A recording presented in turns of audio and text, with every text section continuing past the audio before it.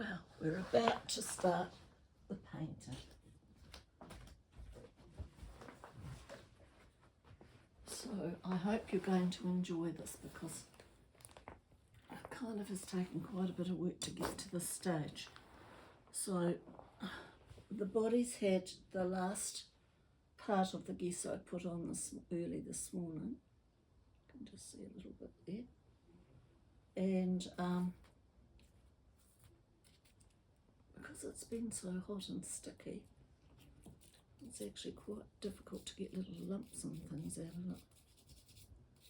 So just need to check as I go along. Just need to have a little look at the gesso. Just check those little fingers. When I put the gesso on this morning, I actually watered it down a little bit so that it wasn't quite so thick and gluggy, because it was just too hard to get on smoothly. And the body, where I'd messed up yesterday, around the back there, I'll turn it round, that's come up nicely. So I'll just, I think this brush is going to be all right. It's the one I used for the gesso. I did wash it out nicely. But those are those wool brushes, and they are absolutely beautiful. That size there is good, a good size. Right, now these are some little jars that I got, that I've got quite a few of. And I'm just putting the paints into these, because this is too difficult to manage. So I'll show you what I'm going to do.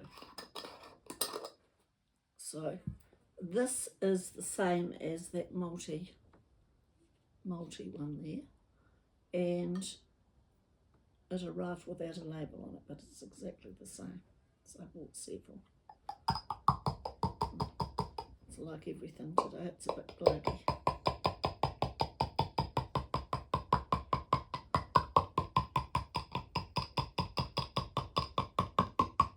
Leave it in the container, you can't mix this up properly. So I'm just going to add a little bit of water, about a half a bottle, and I'm just going to really shake that up.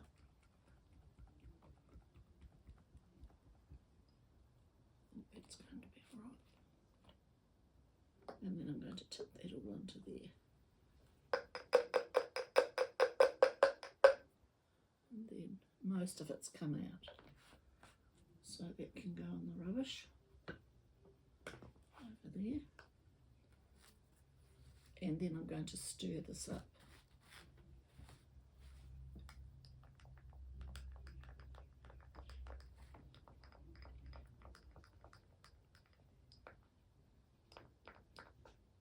It's still quite thick.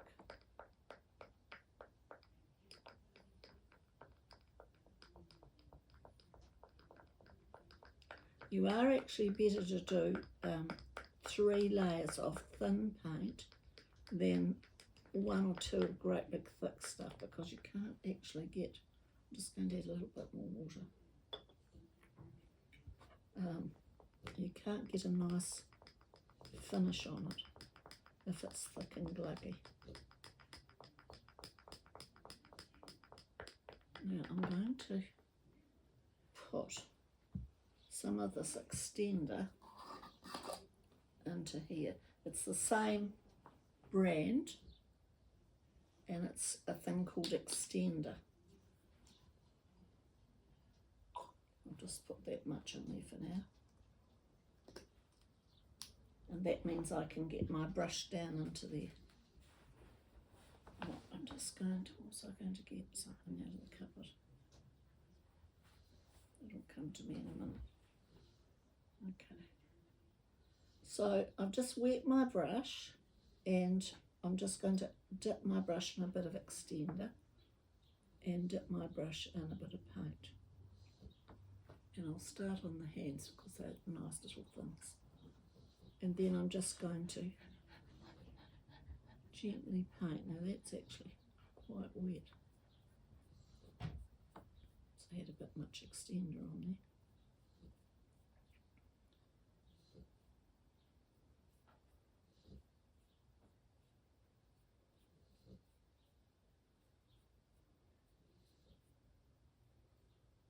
If you think you've got it too runny, you can always add another bottle of paint to it and thicken it up a bit. I'll just leave that like that. This is a different colour to the one I've used. This colour's called Bisque, so I'm hoping that it's going to be nice.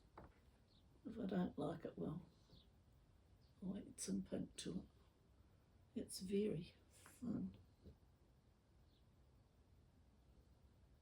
I might add a bit more paint. I think I put too much water away.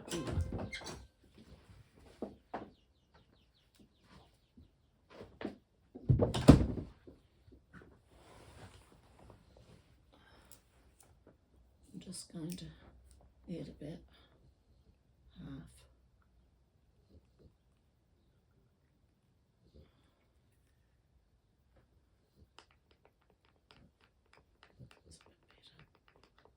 That's a bit better.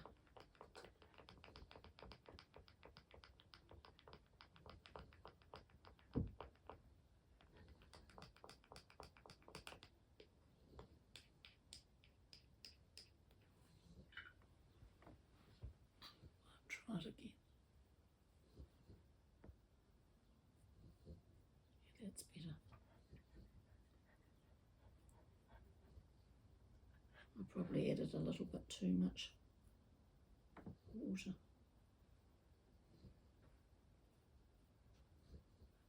But it is very hot, and I thought I just do not want thick, horrible paint on here.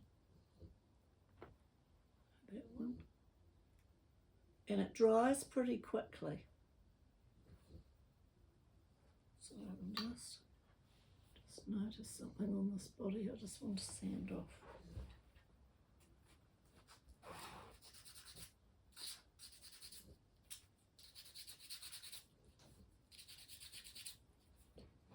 Yesterday, there was a, there it is again. At the back there, it had grabbed onto here and it had pulled off. You have to be a bit careful.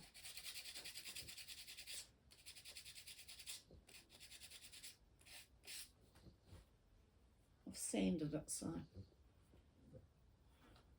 I think what I'll do is just go over this first.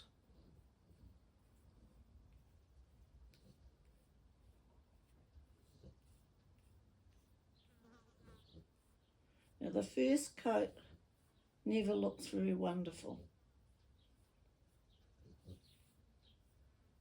because it kind of soaks into the gesso.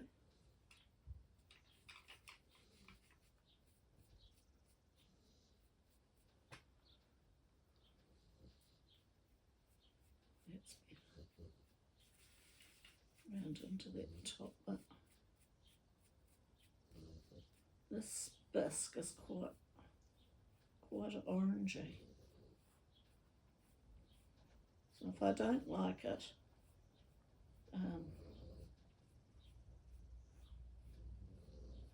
I can add some more pink.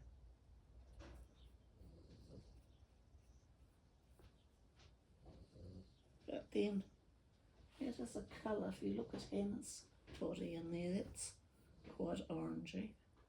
But this is a French doll, and I think they're a little bit more pink, a bit more rose colour.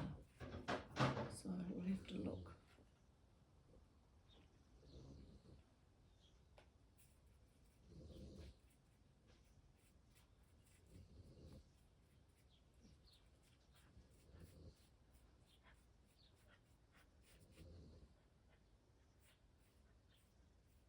It is very orange. Don't know if I like it.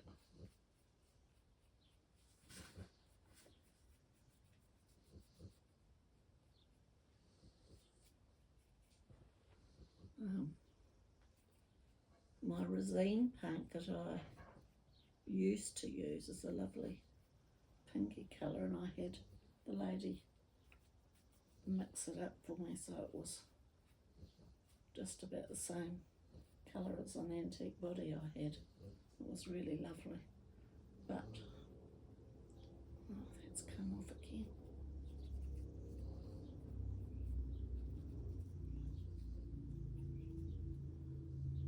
There's a little bit of gesso there that's just lifting, so I'll just leave that and I'll sand it when it's dried off a bit. It's just the weather, it's just shocking. So just put it there.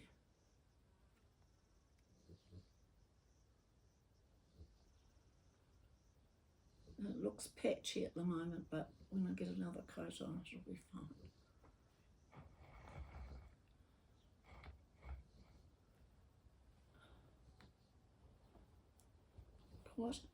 Quite an odd colour.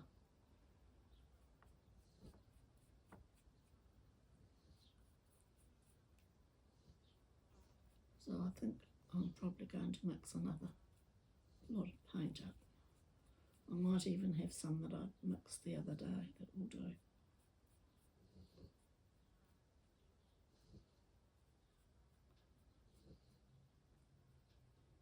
Sometimes you can't actually tell with the paint till it's actually dried off a bit. It's really tricky there. Bit of gesso there that's lifted. I don't know why that is.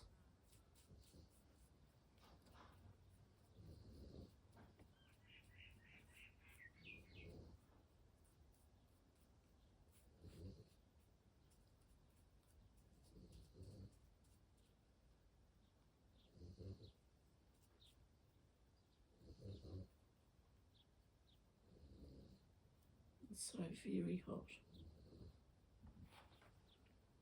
Today's no different to what I was yesterday, so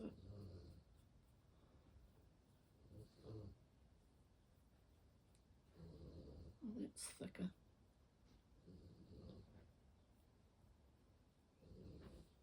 That bit may not have liked that extender. I think that might be what that is. I've used it before and it's never done that before, but it's pulled, so I won't be using any more. Put the lid back on that.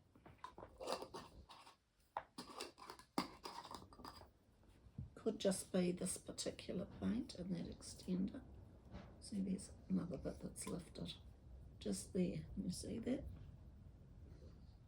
Just pulled.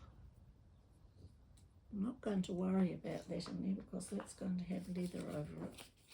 So I'll just sand it off a bit.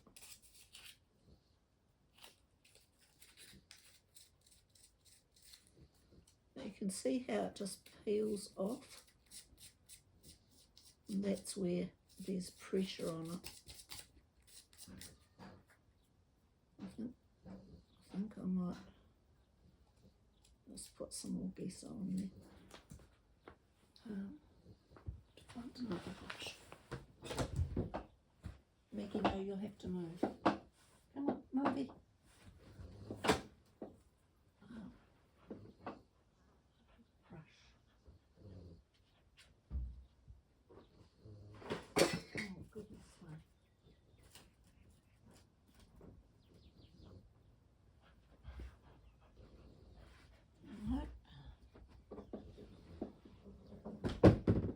Big tidy up and put everything away into these nice little baskets separated.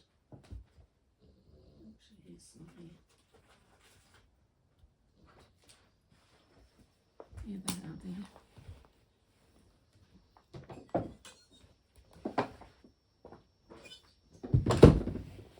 Too many things in there that Miss Maggie Moo might get into. pretty hot here.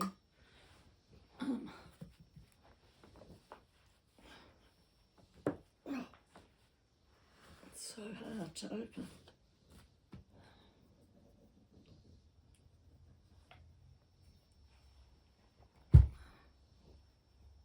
I'm just going to paint that bit over. And I'll probably leave this piece.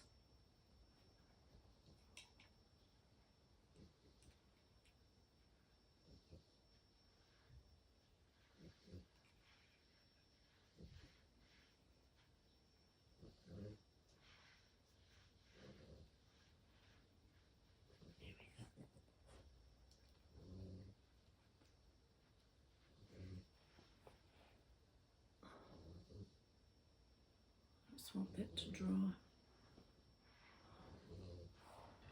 I might just do this little bit on the body that's odd. See that little bit there?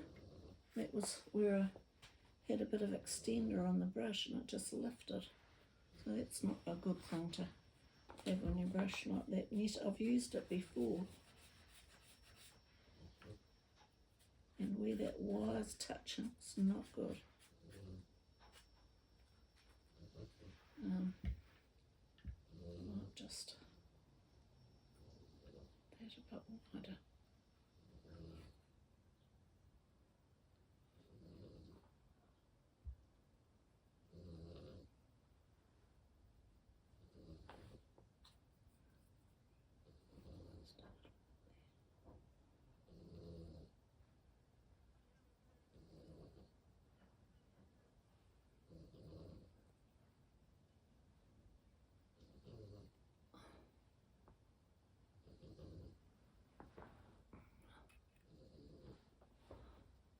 I didn't want that wire touching the side because that's not good. It was my fault.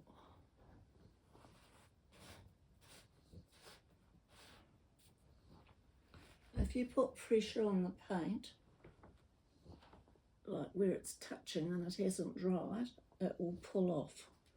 And that's why I said Li-qua-Che doesn't like pressure, and it doesn't like plastic, and it doesn't like some other things.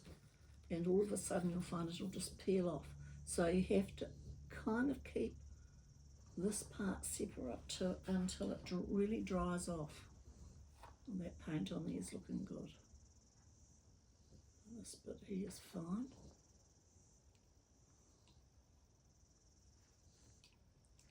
Just on here. So since I was speaking to you yesterday, I've done 3 coats.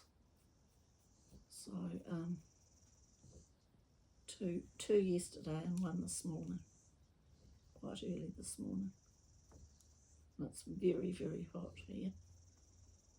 Another 30-degree day. And that can actually affect your paint too. It can be too hot, or it can be too wet for painting. That's why I put the bit of extender, because I thought, oh, that'll just help it spread a bit. But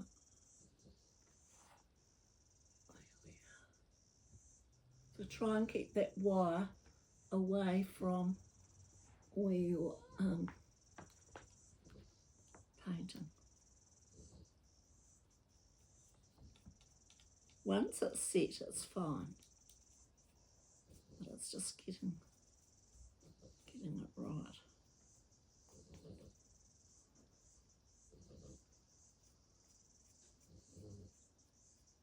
Because the Li-qua-Che underneath is a poly kind of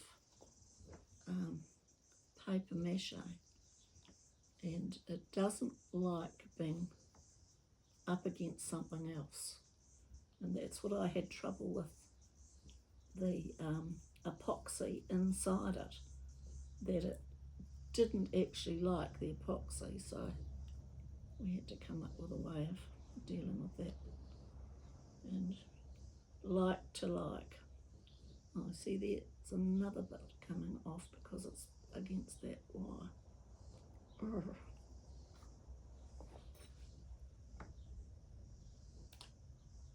Just comes off like a piece of skin there.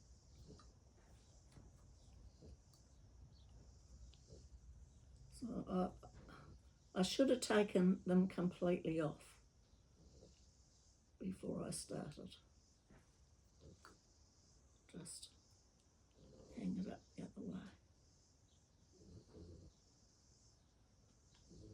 Hang it up that way.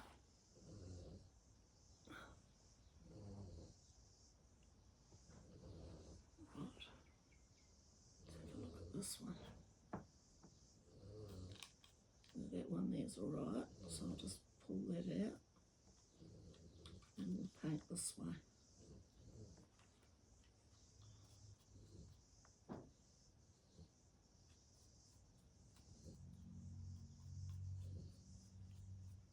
I used to do these on sticks, so of course the stick isn't a piece of wire, and the wire's obviously attracting the paint. So just be a little more careful.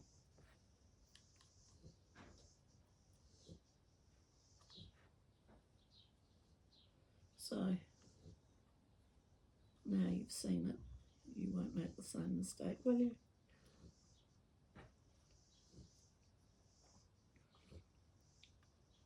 Just pop that there. And we might do these ones, because there's another example where that was going in there. I've turned it up the other way.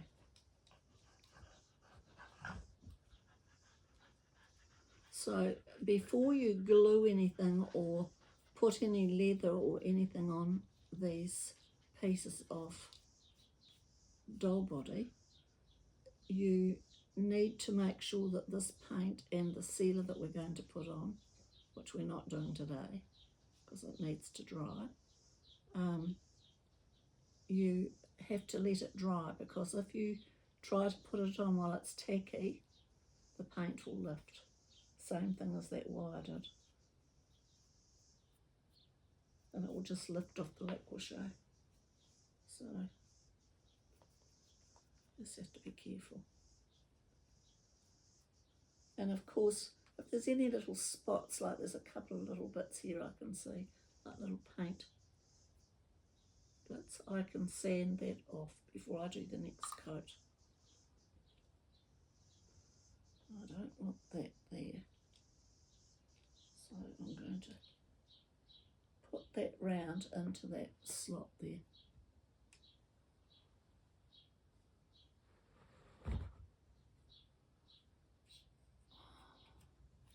Now in front of you is Chantel's head.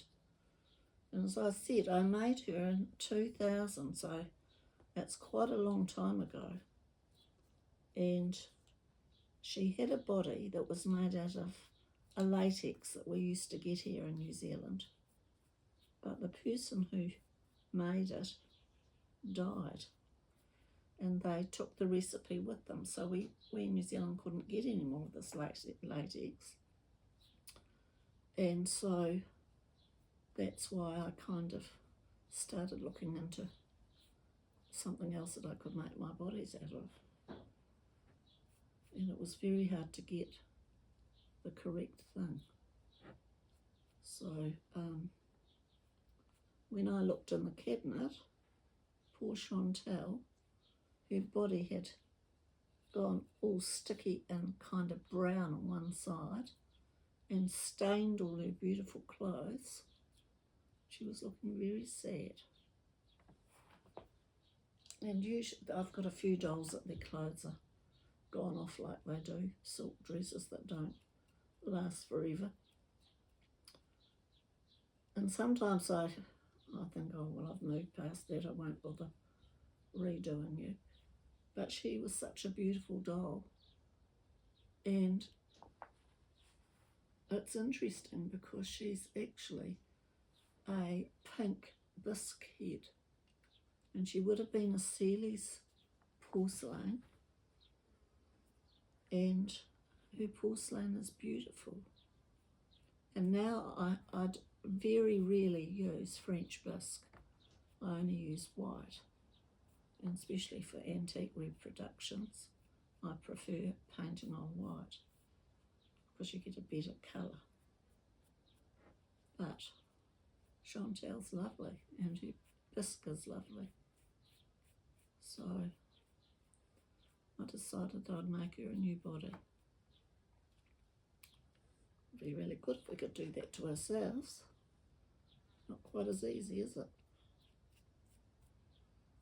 Okay. So I wouldn't worry too much about painting down into the chasm there, because we're going to put leather up around here, and once it's in the fire part there, you're never going to see it. So, and you could always put a little bit of felt or something like that in there if you wanted to, down into there. I don't really want to put paint down in there.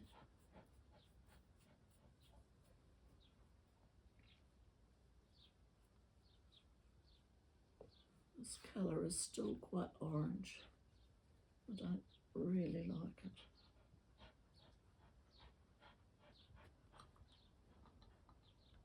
Then it probably wasn't designed for doll bodies. What somebody might call bisque.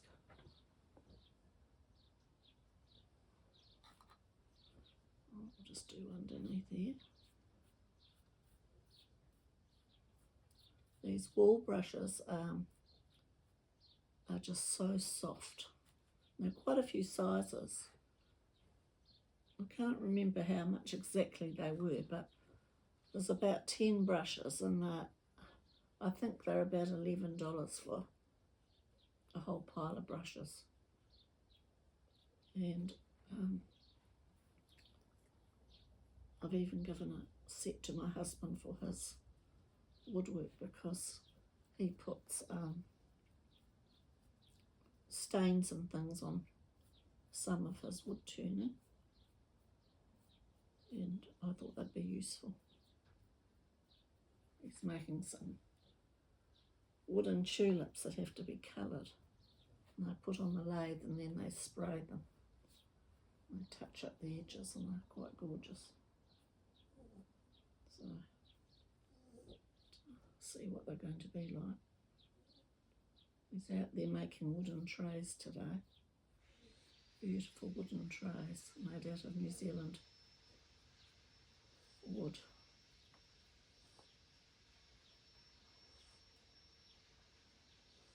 I have wondered what would happen if I got some of his sawdust and cooked it up in my pot to see what colour I would get out of it for the mohair.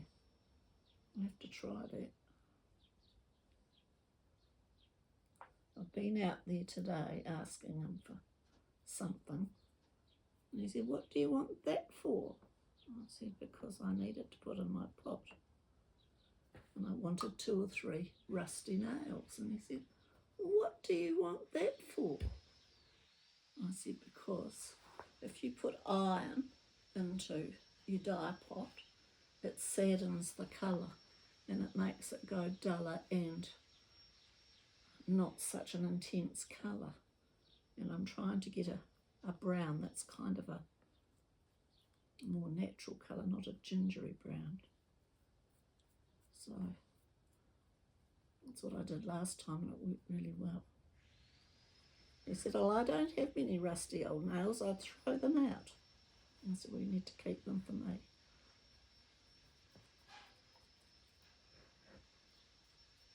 Last time I think I had a piece of something I found at the op shop, some big piece of iron that I put in the pot.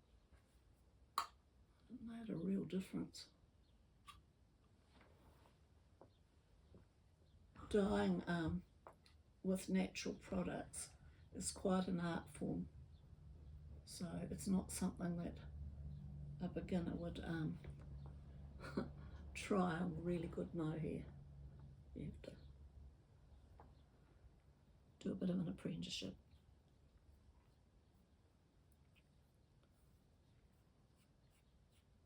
It's really drying off,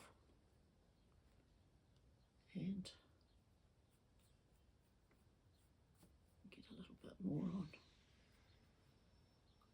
Just leave that one. I can see it's soaking in. You can see this body, how much it's soaked in. Just let that dry off a bit more there. Might do these hands again.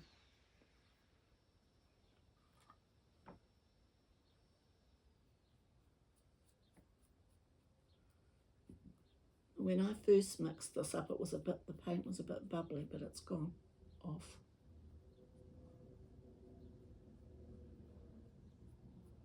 And I've been out to my stash of mohair out in the garage and stumbled over some boxes and things looking for it. And there was my 3 bags of beautiful Lincoln. Very smelly, dirty, horrible stuff.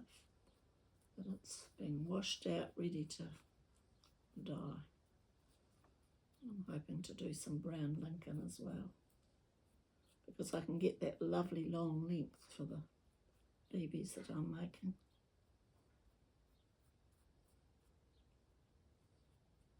And to get a really good brown, you really need grey mohair. If you try to get the brown naturally on white mohair, it's quite difficult. But if you start off with a grey mohair, you can often get a really good colour. So I'm trying to get some more grey. I used to get it from the man that supplied all of New Zealand's mohair, but he's gone out of business now, or retired, so it's not quite as easy.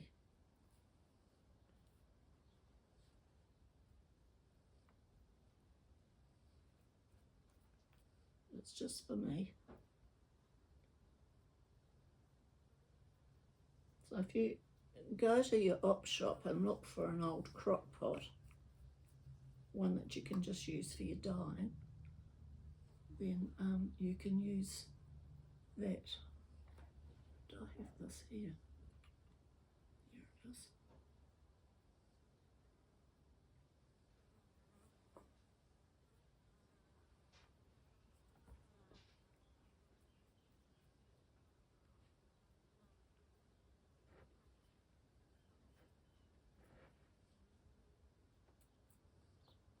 So I'll probably just wait and see what this colour's going to turn out like.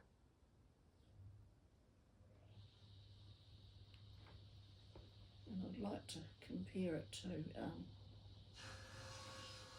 couple of antique bodies and my other ones that I made a long time ago. But this is quite like an antique colour. So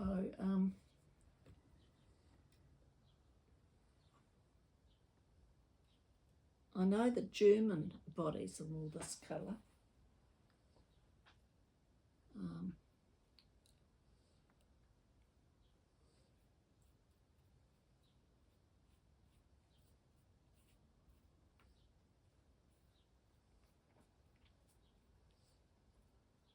If you see the odd little hole still popping up like that you haven't filled with gesso, you can still do it with the paint. So by the time you've finished, you're going to end up with a beautiful finish. I think, oh no, I haven't done under her foot. I can see a little piece.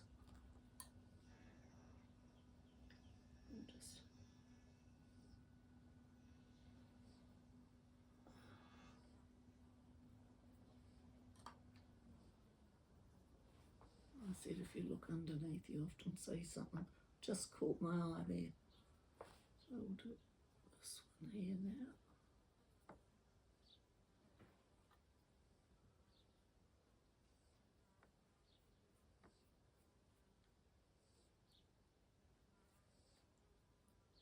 This paint comes off very easily. Just soap and water and it comes off, and off your brush as well.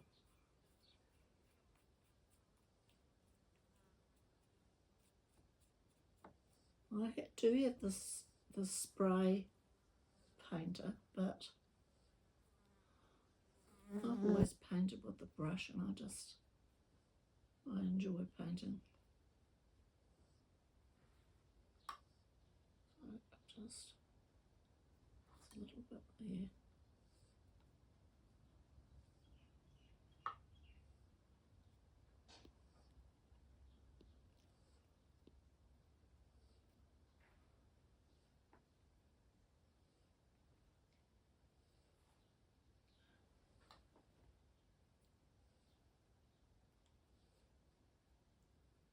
And this really needs to really dry off quite a bit.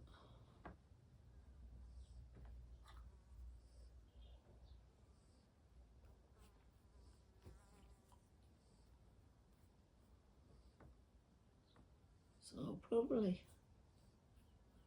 make a little video and show you the crock pot and the flax cooking up. And I have one lot that's drying out on the table.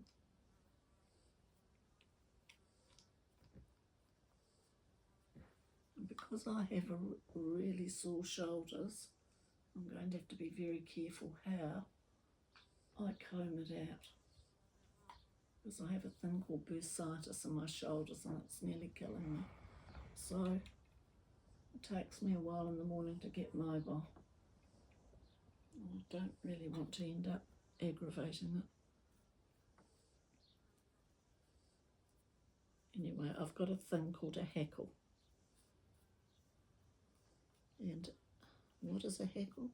Well, it's a thing that has big prongs sticking up, metal ones, and they use them in spinning and weaving.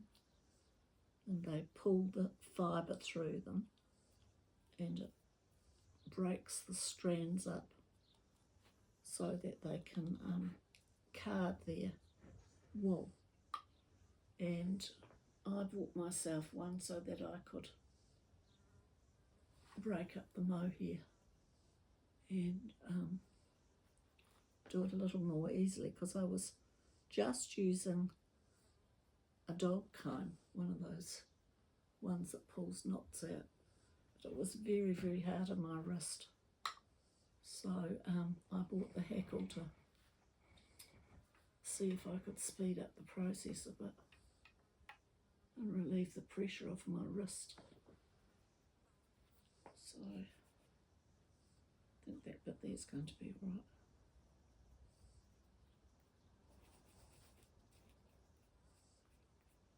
So I probably will show you that, but it won't be today.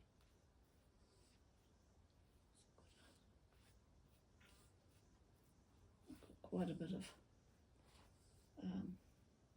mohair and the Lincoln drying out, soaking, and then I've got to get all the dirt out of it, and then I have to dry it off a bit and get it ready for the dye pot. And you have to really make sure that every bit of grease is out of it. And I have special detergent that strips out the grease from the fibre.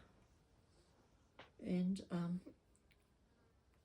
mohair can be washed in very, very hot water, and it can be cooked up in quite hot conditions, but wool you have to be a bit more careful because it'll felt.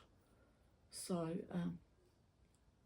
two fibres are quite different. Wool, you know what a woolen jersey's like, and what happens when you put it near hot water.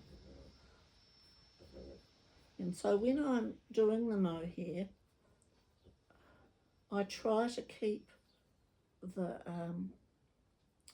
temperature on the low setting. For a start, I put it on high just to get the pot bubbling, but then I turn it down to low. And the same with when I'm leaving it overnight or whatever, just on low.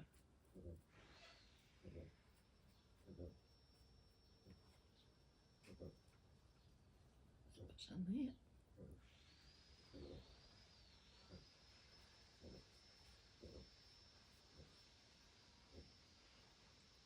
You'll find that this will actually, this paint will tighten up and go much smoother. So just gotta go that way. Just get a little bit of paint build up.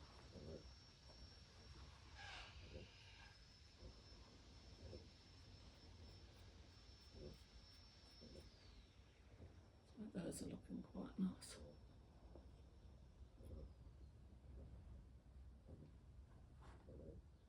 A little bit there.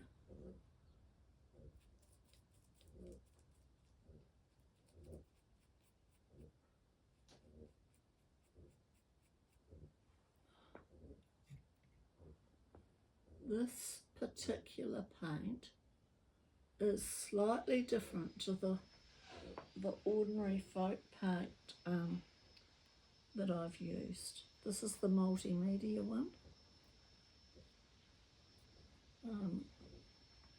Feels a little bit thicker or something than the ordinary folk paint. So we'll just have to wait and see how it pans out. But I think it's fine.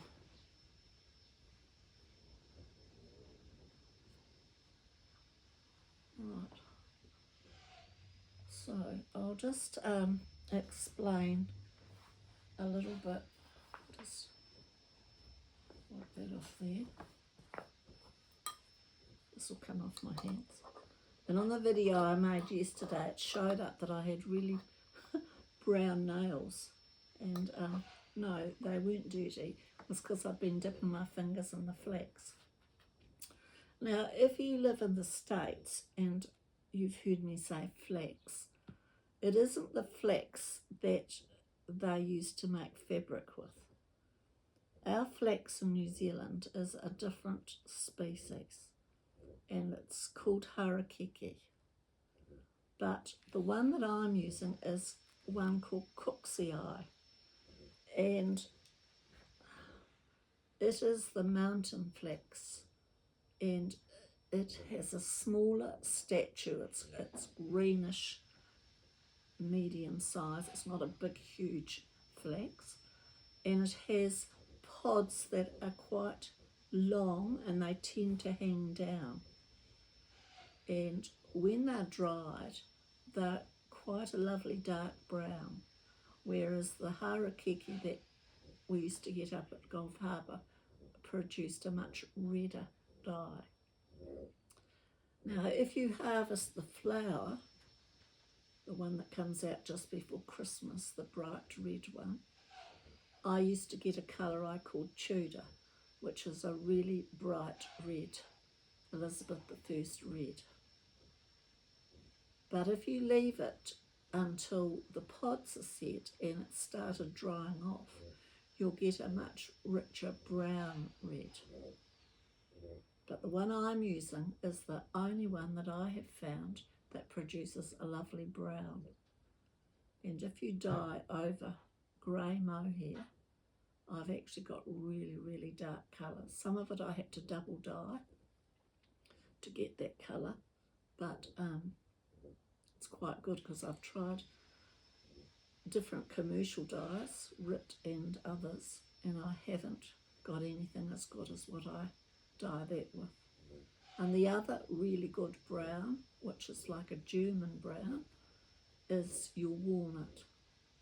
And if you use the green part of the walnut before it's harvested, the green part that's around the walnut shell, the skin, when that falls off on the ground in the autumn, gather that up and put it into your container and take that home to your crock pot and boil it up, and that will give you a beautiful, beautiful brown. It's colour fast and really good. But getting somebody with a big walnut tree is no easy task. So we've got one round the corner, but it's not the actual edible walnut, it's a different type and it doesn't produce the same colour. So I'm on the lookout this year for some more walnut. So you just have to experiment with different plants, and you might find one that's good and another plant that's no good. It just depends on the plant. So the second pot that I'm doing now of the flax cooksy eye has got 3 rusty nails in it, and it will be interesting to see the difference between the two colours. So I don't like all my dolls looking exactly the same dye batch. I want them all to look different and individual, so I like different colours. Some of your mohair that you've dyed and you've made dismal flops of can be put back in and made a darker colour.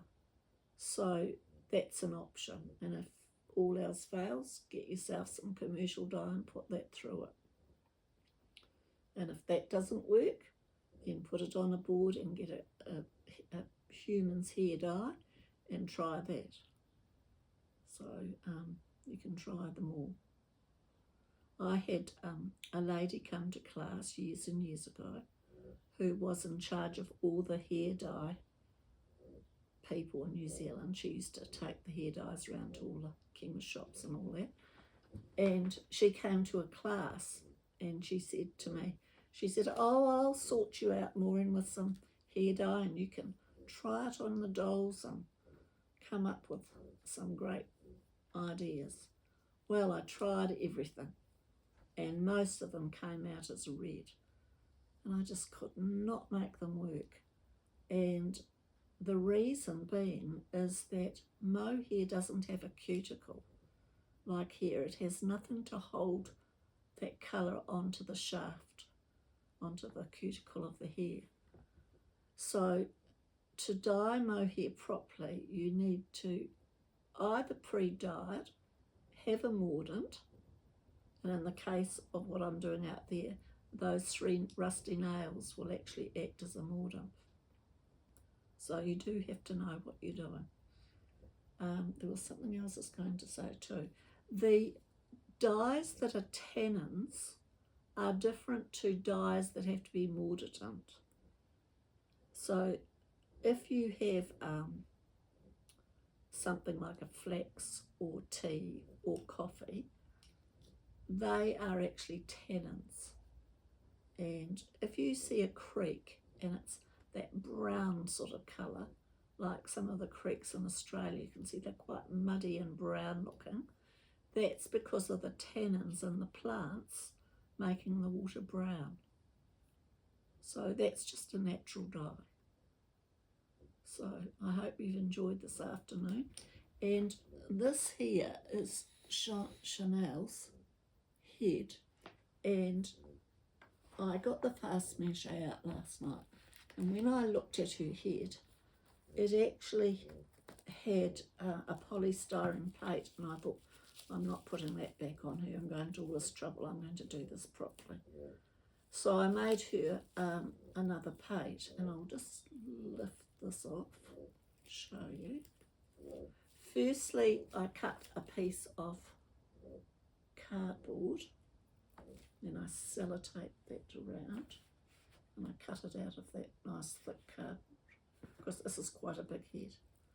And then I covered her head with glad wrap, and then I put the fast mache in like kind of a big patty on top of her head. and just use my fingers to kind of pat it into a sort of a shape like that. And you can use the back of a spoon. I don't know if I've got it here now, but you can use the back of the spoon to kind of do that.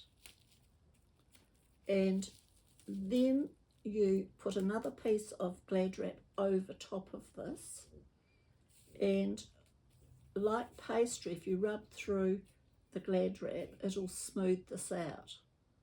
So then last night I pricked all of the Glad wrap with a pin so that it would let some of the moisture out, and then this morning I went over it again with another spoon. And if any of you have done pottery, you'll know about burnishing. And burnishing is when people use the back of a spoon-like structure to burnish the clay that's not going to actually be fired. And they can leave it to bake in the sun, and they can use it for storing things in. And it was used centuries and centuries ago. So burnishing is a very old art form. And this is just drying out. And I'll probably go over this again with a spoon. And then I just put it in a container like that and let that dry out in a warm place. Probably put her head in the hot water cupboard overnight so that'll really dry it out.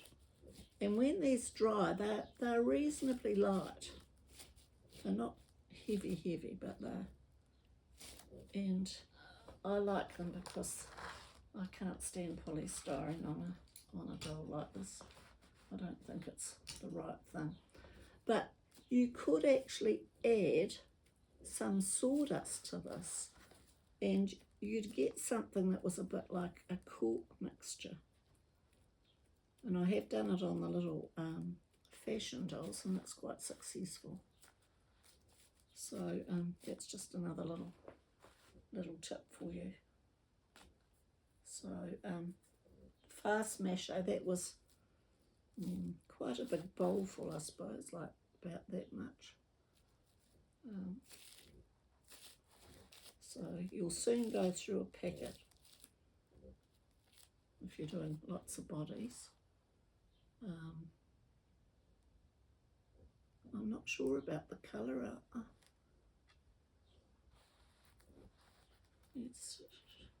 It's not too different to Chanel's French bisque, but it's not as pink. So I may add a little bit more pink to that colour. I've got this other paint in here. But that was my old colour, my Rosine colour, and this is just a bit orangier, and I prefer this colour because it's more like that. So I'll probably add a little white and a little pink to this mixture for the next coat. So I hope you've enjoyed the afternoon and you've learned a little bit more about it. But when you're doing these wires, make sure that this wire here is coming up through that slot, not up through there, because that pulled off that Li-qua-Che and the Gesso, which wasn't good. So good afternoon, and you'll be hearing from me soon.